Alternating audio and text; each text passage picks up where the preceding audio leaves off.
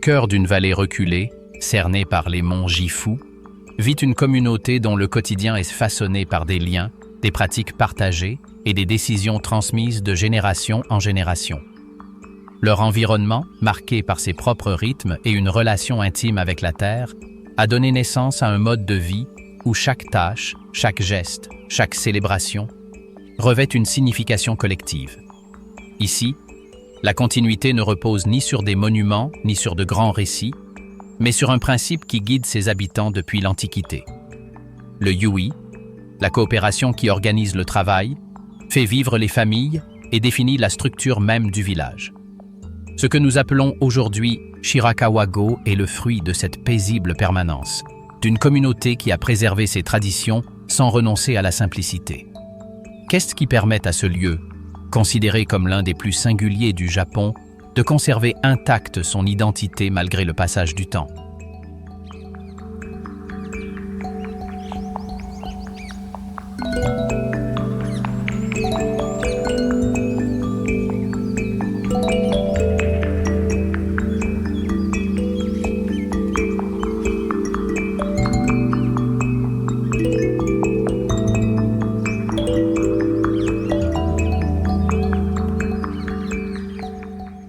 Le village qui a appris à vivre avec l'hiver, tandis que la route serpente au cœur des monts Gifu, le paysage se métamorphose avec une douceur presque dictée par la nature. Dans ce coin reculé, où l'hiver recouvre tout d'un manteau blanc, une vallée se dévoile, vibrante d'un rythme unique. Là, un petit village a appris, génération après génération, à coexister avec la rigueur du climat et la sérénité imposée par ses hauteurs. Dès les premiers pas sur les sentiers, le paysage révèle une profondeur insoupçonnée.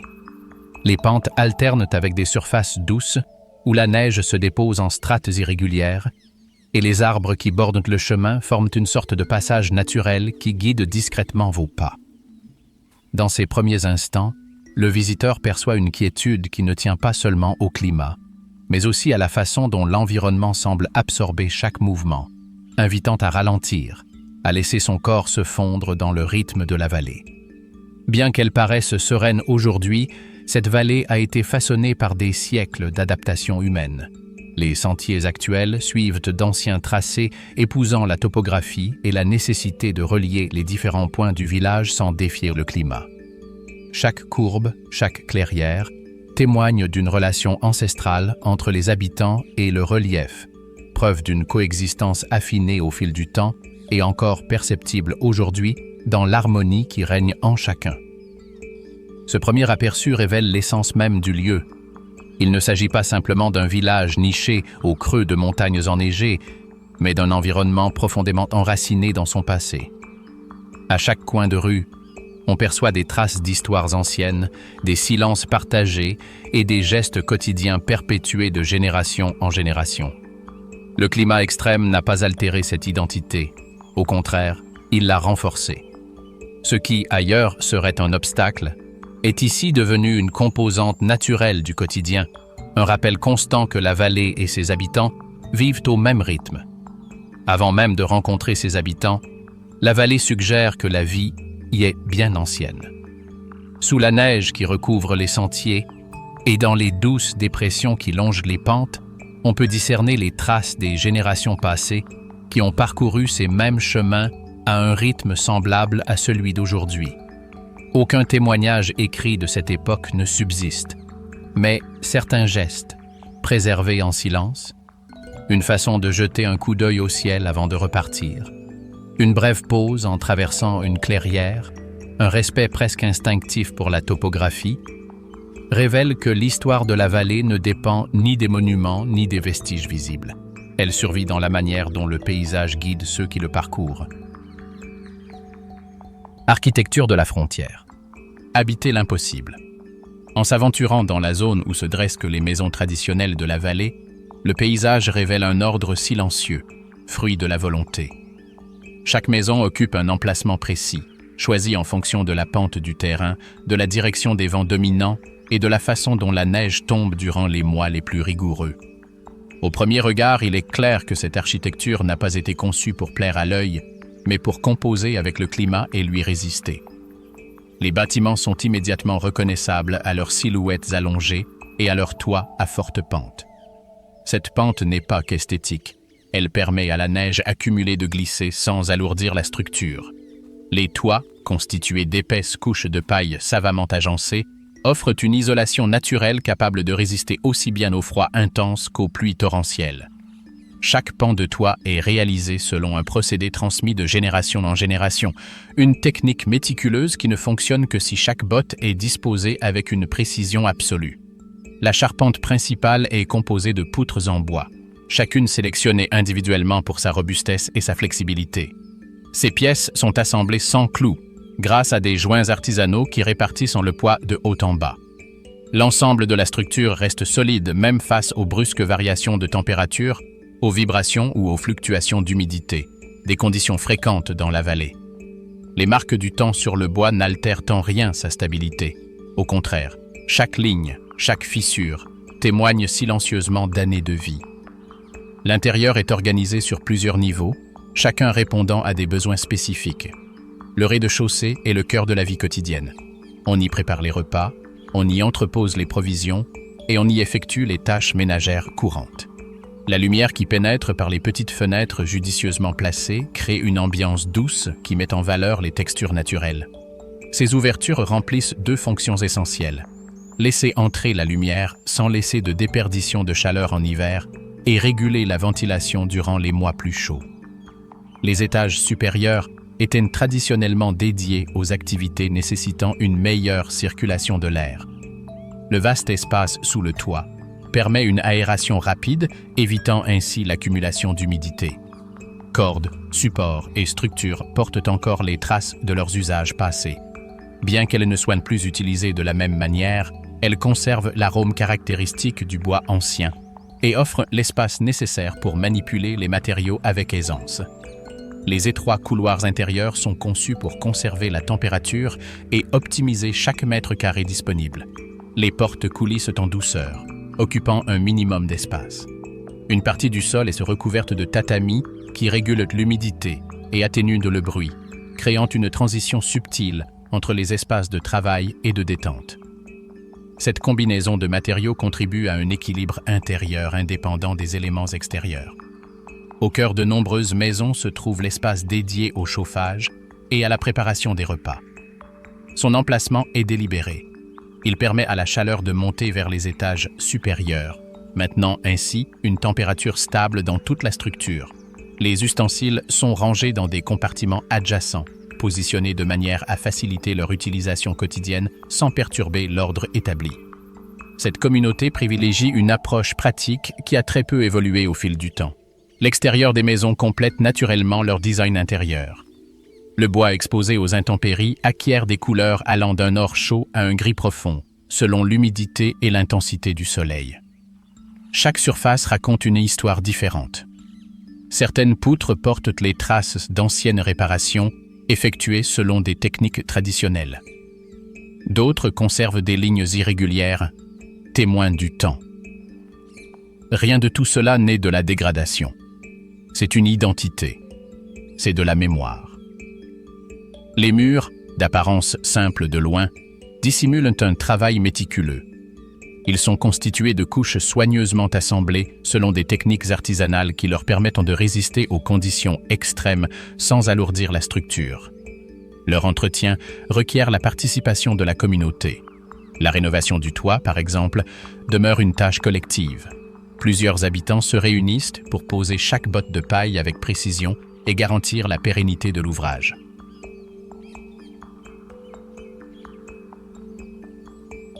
Ce qui subsiste de génération en génération. Dans cette vallée isolée, où le climat impose son propre rythme pendant une grande partie de l'année, les métiers qui ont fait vivre la communauté sont nés d'une observation patiente et constante de l'environnement. Les familles ont appris à travailler avec ce que la terre offrait et ont transformé ses ressources en savoir-faire transmis de main en main, tel un héritage silencieux.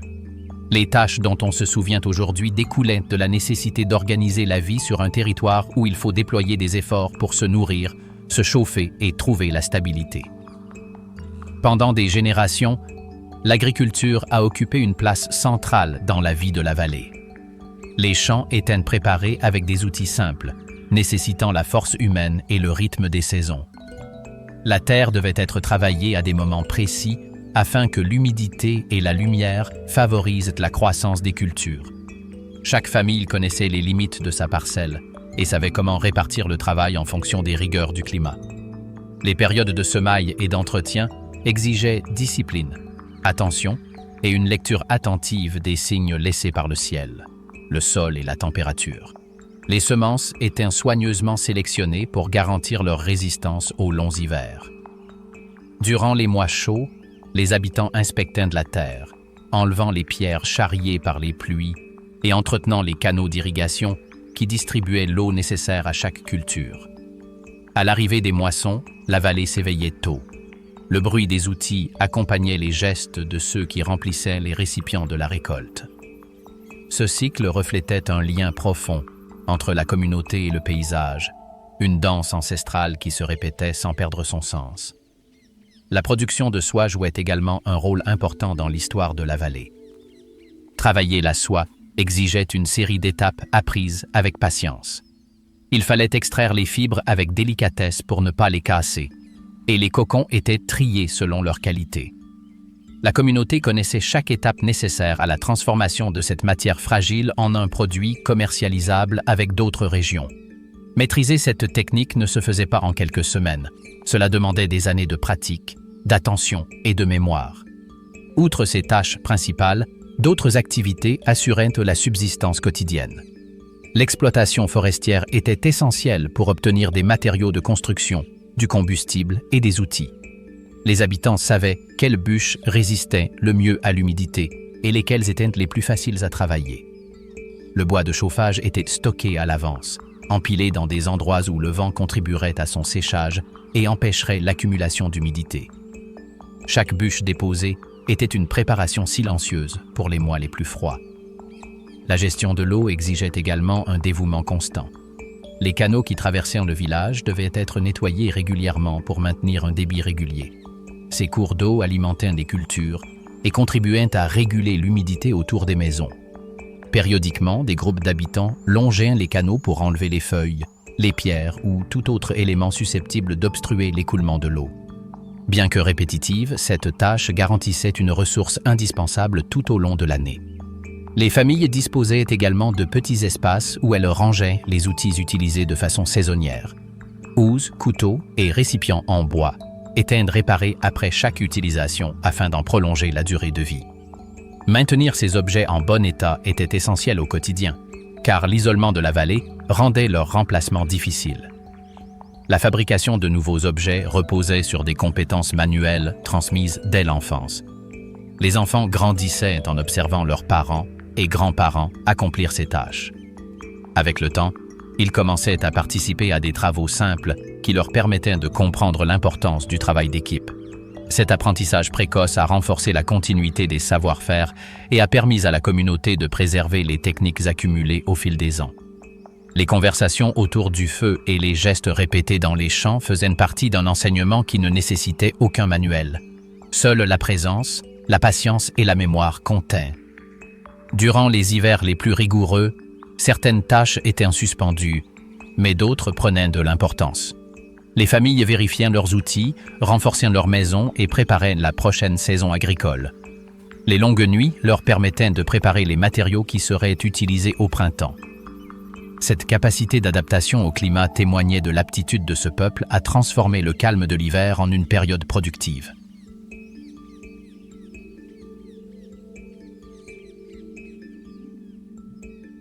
L'année qui change la peau du monde. Dans cette vallée, l'année ne suit pas un cours linéaire.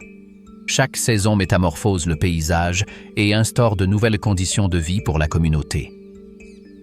Les couleurs, les sons et la lumière changent distinctement, rendant perceptible non seulement le passage du temps, mais aussi l'influence de la météo sur les activités quotidiennes. Les montagnes, les champs et le ciel servent de points de repère constants, anticipant le déroulement des semaines à venir. Alors que le printemps s'installe doucement sur la vallée, les branches dénudées se parent de nouvelles feuilles. L'herbe se pare d'une teinte éclatante et les champs se préparent à recevoir les premiers soins de l'année. La lumière du soleil devient douce et chaude, projetant des ombres qui semblent glisser sur les maisons. La terre humide exhale un parfum mêlant terre mouillée et bois chaud. La communauté réorganise ses activités en réponse à cette renaissance naturelle, car chaque bourgeon réclame de l'attention et chaque changement prépare la saison suivante. L'été apporte avec lui une variation notable de l'intensité lumineuse. Les jours s'allongent et la chaleur s'intensifie dans les clairières de la vallée. Les arbres atteignent leur apogée et le paysage se pare d'une palette de vert profond. L'eau limpide coule dans les canaux et le chant des insectes emplit l'atmosphère d'une musique constante. Les nuages se reflétant dans les champs inondés créent des surfaces scintillantes, transformant le paysage en miroirs éphémères. Durant cette période, l'air est léger et la végétation est en pleine croissance. Le contraste entre la fraîcheur des maisons et la luminosité extérieure crée un sentiment d'harmonie. De brèves averses, qui surviennent certains jours, rafraîchissent les alentours et exaltent les parfums des feuilles. La vallée acquiert un dynamisme particulier porté par une activité incessante en bordure des champs et sur les sentiers qui les bordent. L'automne arrive lentement, mais sa présence est immédiate. Les arbres changent de couleur en un instant, teintant les collines de rouge, de jaune et de brun. Les matins se rafraîchissent et l'air s'imprègne d'un parfum plus sec et plus profond. Le vent emporte les feuilles qui tourbillonnent sur les chemins. Cette transition marque le début d'une période où le paysage semble concentrer la lumière en tons chauds avant de se laisser à nouveau envahir par l'hiver. Au fil de la saison, les jours raccourcissent. Le soleil descend plus bas dans le ciel, allongeant les ombres dans les clairières. L'eau de la rivière perd de sa force et son courant ralentit. Les montagnes se parent des premières lignes blanches annonçant l'arrivée de l'hiver. L'atmosphère devient introspective, comme si la vallée se préparait au froid qui approche. Avec l'arrivée de l'hiver, le changement s'accentue. Lors des journées les plus rigoureuses, l'atmosphère acquiert une densité particulière. L'air s'alourdit et l'humidité forme un fin film sur les surfaces exposées. Le ciel, presque toujours couvert, ne laisse apparaître que les contours diffus des montagnes. La vallée est enveloppée d'une luminosité uniforme qui rend les distances difficiles à discerner. Les sons deviennent irréguliers. Tantôt le vent souffle avec force sur les sentiers. Tantôt un silence presque absolu s'installe, à peine troublé par le doux crissement de la neige fraîchement tombée. Durant cette période, la vie s'adapte à la présence constante de la glace. Les activités extérieures diminuent et l'attention se porte sur les tâches pouvant être accomplies à l'intérieur. Le paysage semble figé, mais il n'en perd pas pour autant son caractère. Chaque recoin conserve une trace de mouvement. La vapeur qui s'élève d'une cuisine, le craquement d'une bûche que l'on ajuste à la charpente d'une maison.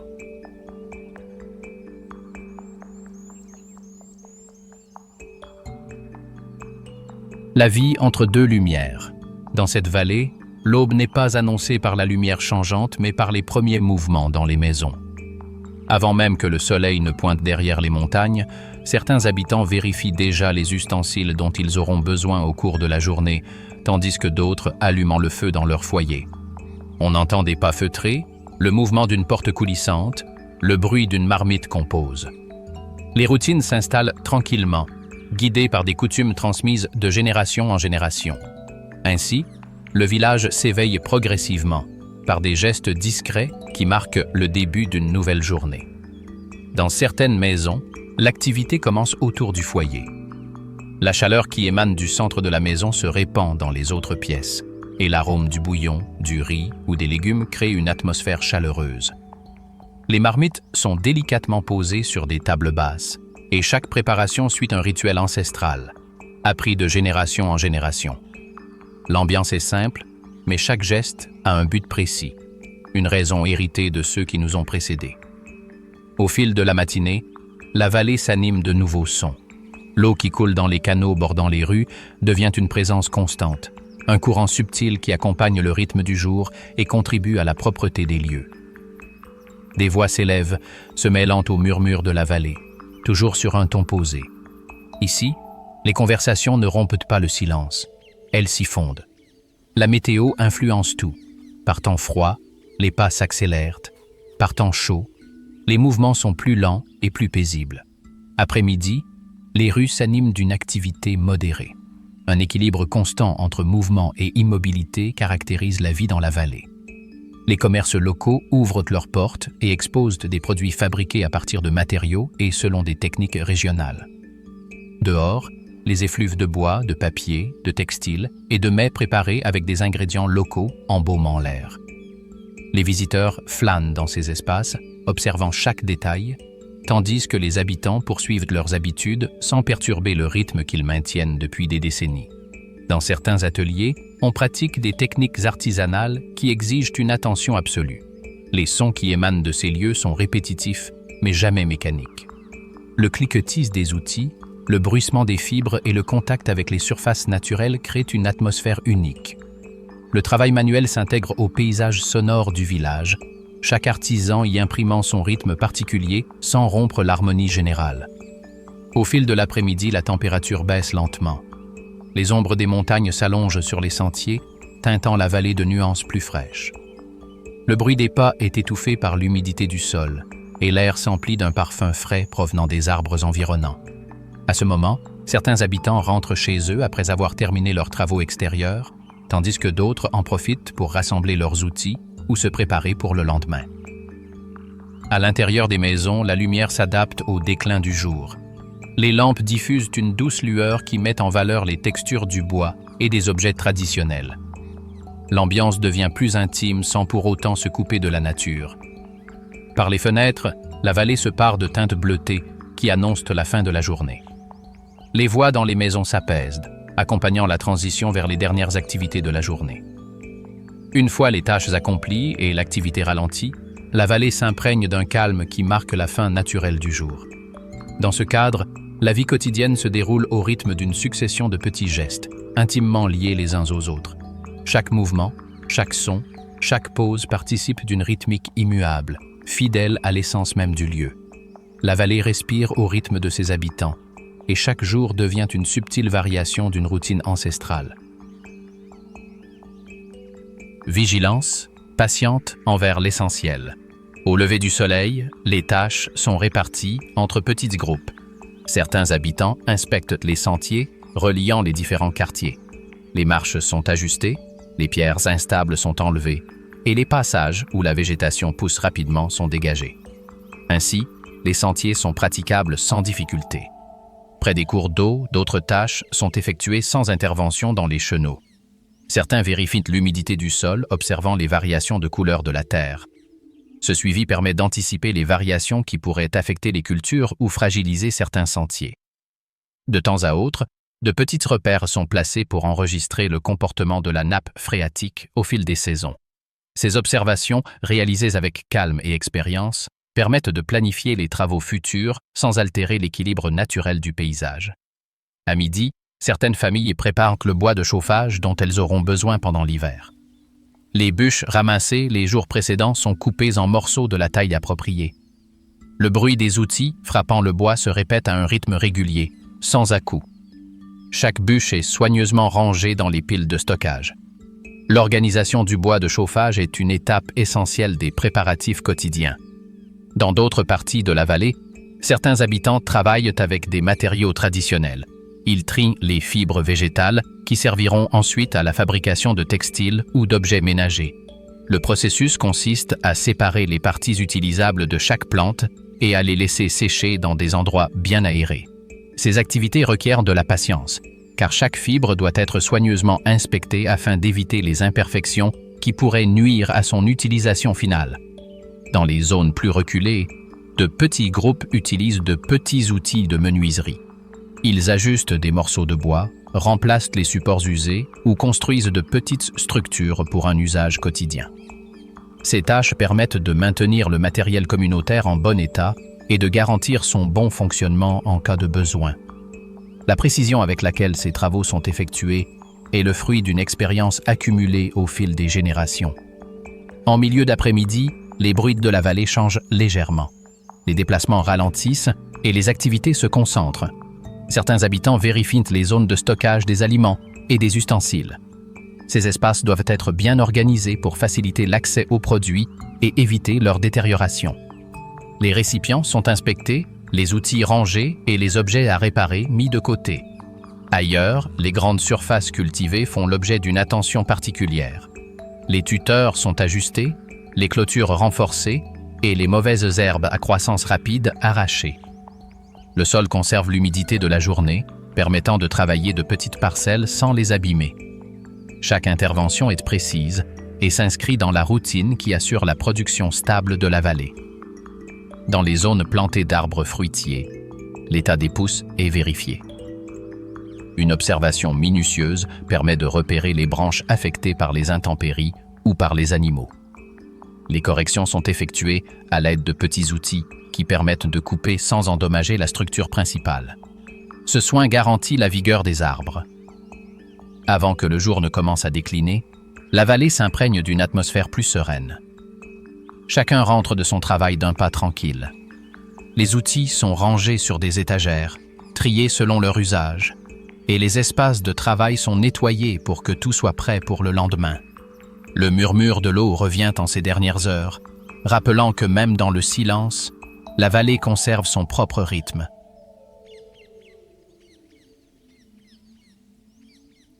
Quand l'obscurité veille.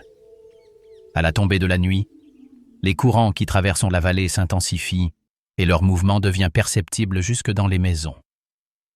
Près de l'eau, de subtiles variations dans la circulation de l'air apparaissent, signe que les habitants repèrent aisément. Ces changements nocturnes servent de repères pour achever les tâches en cours avant que l'obscurité ne s'installe complètement. À cette heure, certains sortent pour inspecter les zones les plus exposées aux intempéries. Les courants d'air s'intensifient par endroits et il est nécessaire de consolider les toits, de tendre les cordes ou de renforcer les parties extérieures qui pourraient se fragiliser avec l'humidité matinale. Ces vérifications sont effectuées à l'aide de lampes qui n'éclairent qu'une partie des environs, sans troubler l'obscurité qui règne sur la vallée. Sur les chemins reliant les maisons, de petites lumières balisent le passage. Elles ne sont pas destinées à éclairer entièrement, mais plutôt à indiquer la direction à suivre. Placées à une hauteur précise pour éviter l'éblouissement et permettre aux yeux de s'habituer naturellement à la pénombre, leur lueur discrète et constante guide silencieusement ceux qui rentrent chez eux. À l'intérieur des maisons, l'activité ralentit, sans toutefois s'arrêter complètement. Certaines familles profitent de la nuit pour ranger les objets utilisés durant la journée. On nettoie les outils, on range les petites récoltes et on prépare les fibres ou les matériaux pour le lendemain. L'intérieur se pare d'une douce lumière grâce aux lampes à huile ou aux éclairages tamisés judicieusement placés. L'air frais qui pénètre par les ouvertures du toit charrie des arômes qui varient au fil des saisons. Les nuits froides, un parfum sec descend des montagnes. Durant les saisons humides, l'arôme de la végétation se mêle à celui du bois. Les habitants perçoivent ces nuances sans avoir besoin de sortir, car l'architecture même permet au climat extérieur de se manifester subtilement à l'intérieur des maisons. Dans les zones les plus reculées de la vallée, certains accomplissent des tâches qui ne peuvent être réalisées que la nuit. Ceux qui travaillent en des matériaux nécessitant des températures basses profitent de ces heures pour préparer certaines pièces. Dans des espaces bien ventilés, on étend les feuilles, les fibres ou autres produits qui doivent sécher lentement à l'abri du soleil. L'obscurité favorise ce processus, évitant la déshydratation ou les déformations dues à la chaleur. Les bruits des animaux changent aussi à cette heure-ci. De petits oiseaux nocturnes émettent de brefs cris depuis les collines et les insectes vibrent sur les feuilles, créant un écho qui se mêle au murmure des ruisseaux. Cette combinaison de sons forme un rythme naturel qui accompagne la nuit sans la perturber. Les habitants reconnaissent ces signes comme la preuve que la vallée conserve son équilibre. Dans certains endroits, des patrouilles sont organisées pour observer d'éventuels changements météorologiques. Les nuages descendant des montagnes peuvent annoncer des pluies soudaines ou des variations de température qui influenceront l'aube. Ces patrouilles se font en silence, le long de sentiers où la lumière se reflète à peine. Ceux qui accomplissent cette tâche mémorisent ce qu'ils voient et rentrent sans troubler la quiétude des lieux.